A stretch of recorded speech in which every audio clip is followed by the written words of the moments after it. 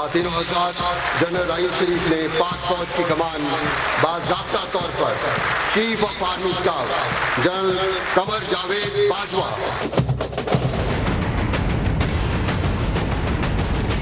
मेरी वफा का तकाजा है जान निसार करूं, मेरे वतन तेरी मट्टी से ऐसा प्यार करूं, मेरे लहू से जो तेरी बहार बाकी हो, मेरा नसीब कि मैं ऐसा बार बार करूं।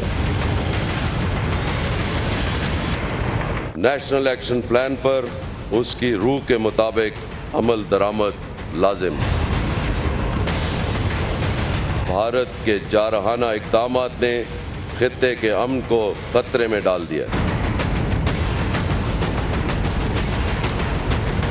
पाक फौज जिंदाबाद, पाकिस्तान पाइंदाबाद। अस्सलाम वालेकुम नाज़रीन, प्रोग्राम इख्तिलाफ राय में खुशामदीद। मैं हूँ आपका मेज़बान सैयद अली हैदर। नाज़रीन, मौर्रख जब भी पाकिस्तान की तारीख लिखेगा तो जनरल राहील शरीफ से पहले का पाकिस्तान और जनरल राहील शरीफ के बाद का पाकिस्तान लिखेगा।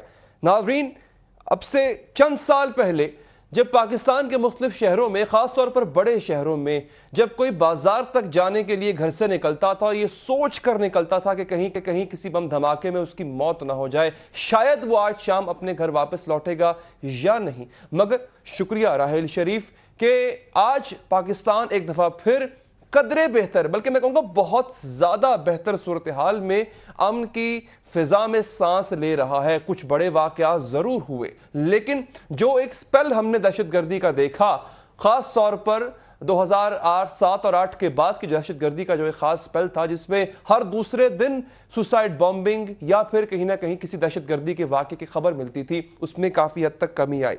कराची के ऑपरेशन की बात करें तो कराची एक ऐसी जगह बन चुकी थी कि लोगों ने शाम ढलते ही बाहर निकलना छोड़ दिया था। स्ट्रीट क्राइम हो, टारगेट किलिंग हो, भत्ताखोरी हो, इन तमाम पर काबू पाया गया इसी अरसे में। इसके साथ साथ बलोचिस्तान, नाज़रीन, जहां पर अलहदगी पसंद ऐसी नामनहाद तंजीमें जो जोर पकड़ती जा रही थी, वहां की आवाम को बहला फुसला रही थी। हमने ये भी देखा कि 14 अगस्त वाले दिन अब बलोचिस्तान में ऐसी शानदार रैलियां निकलती हैं। वो भी इलाके थे बलोचिस्तान के जहां पर पाकिस्तान का परचम नहीं लहराया जाता था, लेकिन अब अल्हम्दुलिल्लाह और माशाअल्लाह से बलोचिस्तान पहले की तरह पुरअमन है और इसमें कोई शक नहीं कि वहां के लोग उतने ही मुहब्बे वतन पाकिस्तानी हैं जितने कि आप और मैं। कुलभूषण पकड़ा जाता है।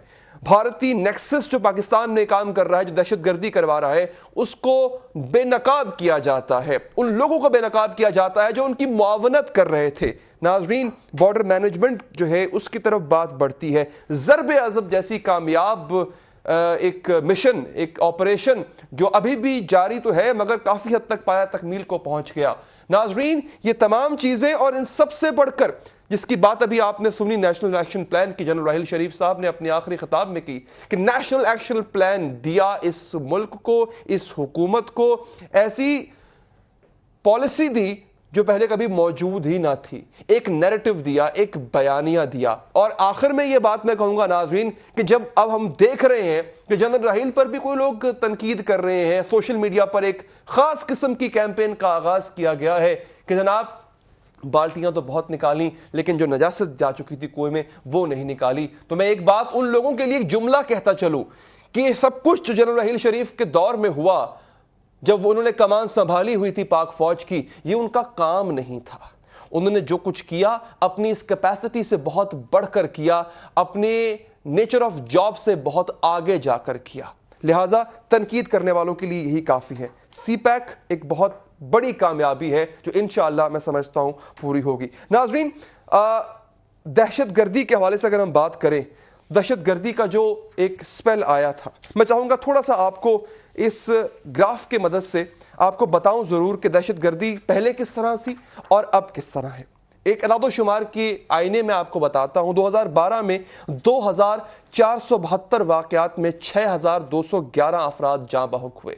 ये तब की बात बता रहा हूं जब जनरल राहील ने अभी कमान नहीं संभाली थी। 2012 में 2012 के अवाखिर की बात मैं कर रहा हूं, 3007 शहरी और 732 सिक्योरिटी फोर्सेस एहलकार शहीद हुए। 2013 में जनरल राहील शरीफ ने पाक फौज की बिलाखिर कमान संभाली और 2016 में दहशतगर्दी के वाकयात कम होकर 850 हो गए। मैं इस बात को दोहरा रहा हूं दोबारा नाज़रीन, 850 दहशतगर्दी के वाकयात जो 2472 थे। और यूं ही हम देखते हैं कि जो शहरी और सिक्योरिटी एहलकार शहीद होते हैं उनकी तादाद में भी काफ़ी हद तक कमी आती है। वो तादाद हज़ारों से चंद सौ तक आकर महदूद हो जाती है। इससे पहले कि मेहमानों का तारुफ करवाऊं, जनरल अब्दुल कादिर बलोच का एक अहम बयान मैं चाहूंगा पहले आप वो जरूर सुने।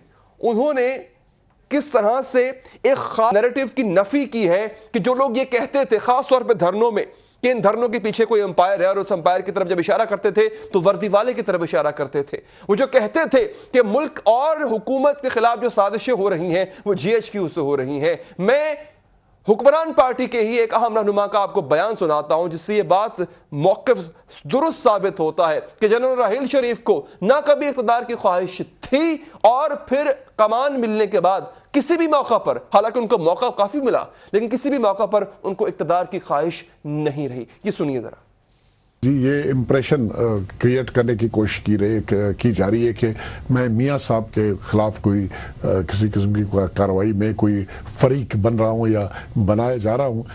मैं एक ख़ानदानी आदमी हूँ, एक प्रोफेशनल आदमी हूँ। मैं अपने प्रोफेशन से अपने आप को मुतालिक रखता हूँ। मैं किसी के पीठ में छुरा घोंपना नहीं चाहता हूँ। नाज़रीन, हमारे यहाँ एक और भी बहुत चर्चा होने लग गई है आजकल कि अगर आप अपने सिपह सालार की, और ऐसा सिपह सालार जिसने वाकई ही फ्रंट लाइंस पर जाके सिपह सालारी की है, उसको अगर आप ट्रिब्यूट दो, उसकी अगर आप तारीफ करो, तो कुछ ऐसे अलकाबात हैं जो आजकल काफ़ी राइज हैं, उनसे आपको पुकारा जाता है। लेकिन एक बात याद रखिएगा, जो कौम अपने मौसूलों को भुला दे वो कौम भी बर्बाद हो जाती है।